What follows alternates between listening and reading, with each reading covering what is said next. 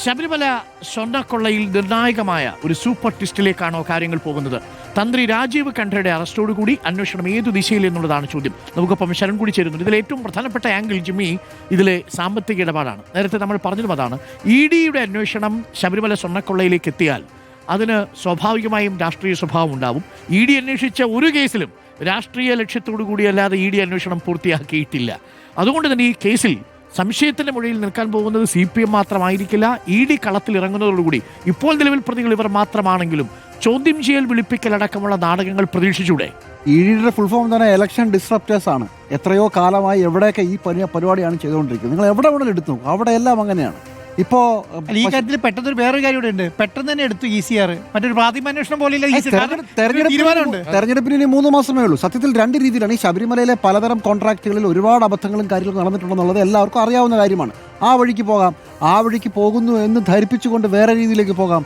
ഒരു 2-3 പേരെ അറസ്റ്റ് ചെയ്യുക, ചോദ്യം ചെയ്യുക, അതിനൊരു കഥയുണ്ടാക്കുക, അതിനൊന്നും EDക്ക് ഒരു പാടുമില്ല.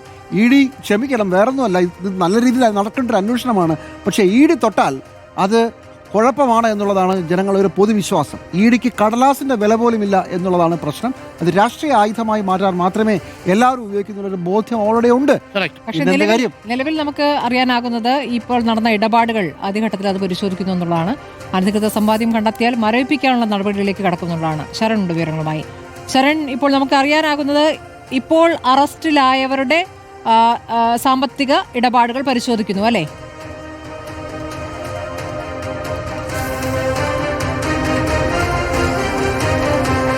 സ്മൃതി, അതായത് SITയുടെ കേസാണെന്നുണ്ടെങ്കിൽ സ്വാഭാവികമായിട്ടും നമുക്കറിയാം മാസങ്ങൾ നീളുന്ന കേസ് അന്വേഷണം മാത്രമാണ്. എന്നാൽ എൻഫോഴ്സ്മെന്റ് ഡയറക്ടറിനെ സംബന്ധിച്ച് അവർ ചിലപ്പോൾ വർഷങ്ങളെടുത്ത് അന്വേഷിക്കുന്ന ഒരു കേസ് കൂടിയായി ഇത് മാറാം. കാരണം കരുവന്നൂർ അടക്കമുള്ള കേസുകളിൽ നമ്മൾ കണ്ടിരുന്നതാണ് എൻഫോഴ്സ്മെന്റ് ഡയറക്ടറിന്റെ അന്വേഷണം എത്ര വരെ നീണ്ടുപോയെന്നുള്ളതാണ്. ഇതിനിടയിൽ ഏതൊക്കെ രാഷ്ട്രീയ നേതാക്കളിലേക്ക് അന്വേഷണം പോകുമെന്നുള്ളതൊക്കെ തന്നെ നമ്മൾ കാത്തിരുന്ന് കാണേണ്ടിയിരിക്കുന്നു. ഇതിൽ ഏറ്റവും പ്രധാനമായും ഇന്നലെ ECR രജിസ്റ്റർ ചെയ്തതിന് പിന്നാലെ എൻഫോഴ്സ്മെന്റ് ഡയറക്ടറേറ്റ് വേഗത്തിലുള്ള നടപടികളിലേക്ക് കടക്കുന്നു. ആദ്യഘട്ടത്തിൽ അവർ തീരുമാനിച്ചിരിക്കുന്നത് 3 പേരെ കേന്ദ്രീകരിച്ചുള്ള അന്വേഷണമാണ്. ഒന്ന് ഉണ്ണികൃഷ്ണൻ പോറ്റിയാണ്. ഇതിന് പുറമെ സ്മാർട്ട് ക്രിയേഷൻസ് ഉടമയായ പങ്കജ് ഭണ്ഡാരി, ഒപ്പം തന്നെ ഗോവർദ്ധൻ എന്നിവരുടെ സാമ്പത്തിക ഇടപാടുകൾ കേന്ദ്രീകരിച്ച് അന്വേഷണം നടത്താനാണ് തീരുമാനിച്ചിരിക്കുന്നത്. അതിന് കാരണമെന്ന് പറയുന്നത് ശബരിമലയിൽ നിന്ന് മോഷ്ടിച്ച സ്വർണം അത് സ്മാർട്ട് ക്രിയേഷൻസിലേക്ക് എത്തിക്കുന്നു, വേർതിരിക്കുന്നു, വിൽക്കുന്നു.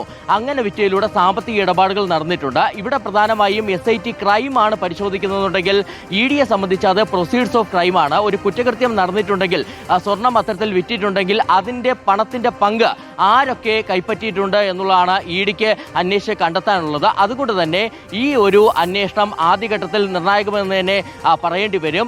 ഏതെങ്കിലും വിധത്തിൽ ഈ സ്വത്ത്, അതായത് അനധികൃത സമ്പാദ്യമാണെന്ന് കണ്ടെത്തുകയാണെന്നുണ്ടെങ്കിൽ അത് ആദ്യം ഫ്രീസ് ചെയ്യാനുള്ള നടപടികളിലേക്കായിരിക്കും ED കടക്കുക. അതിൻ്റെ അടുത്ത ഘട്ടം എന്നോണമാണ് കണ്ടുകെട്ടാനുള്ള നടപടികളിലേക്ക് ED പോവുകയും ചെയ്യുക. എന്തായാലും ഇപ്പോൾ ഈ പ്രാഥമികമായി ശേഖരിക്കുന്ന വിവരങ്ങൾ അതിൻ്റെ അടിസ്ഥാനത്തിലായിരിക്കും പിന്നീട് ചോദ്യം ചെയ്യൽ നടപടികളിലേക്ക് കടക്കുക എന്നുള്ളതാണ് മനസ്സിലാക്കാൻ കഴിയുന്നത്. ഇതിൽ പ്രധാനപ്പെട്ട കാര്യം, സാധാരണഗതിയിൽ എൻഫോഴ്സ്മെന്റ് ഡയറക്ടറേറ്റ് ഒരു കള്ളപ്പണ കേസ് രജിസ്റ്റർ ചെയ്യുകയാണെന്നുണ്ടെങ്കിൽ തുടക്കത്തിൽ തന്നെ പ്രതികൾ ഉണ്ടാകണമെന്നില്ല. അന്വേഷണ പുരോഗതി വെച്ച് പ്രതികളെ ചേർക്കാനുള്ള നടപടികളിലേക്ക് തന്നെ പോകുന്നതാണ്. പക്ഷേ ഇവിടെ SITയുടെ 15 പ്രതികൾ, അതായത് SIT കേസിലെ 15 പ്രതികളെയും ഉൾപ്പെടുത്തിയാണ് ECR രജിസ്റ്റർ ചെയ്തിരിക്കുന്നത്. അതുകൊണ്ട് തന്നെ മുഴുവൻ പേരെ ചോദ്യം ചെയ്യാനുള്ള നടപടികളിലേക്ക് കടക്കും. നിലവിൽ റിമാൻഡിൽ കഴിയുന്ന പ്രതികളെ കോടതിയുടെ അനുമതി വാങ്ങിക്കൊണ്ട് ചോദ്യം ചെയ്യാനുള്ള നീക്കമായിരിക്കും ED നടത്തുക.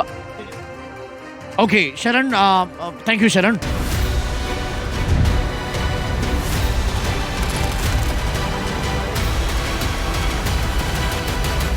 Debate with Dr. Arun Kumar.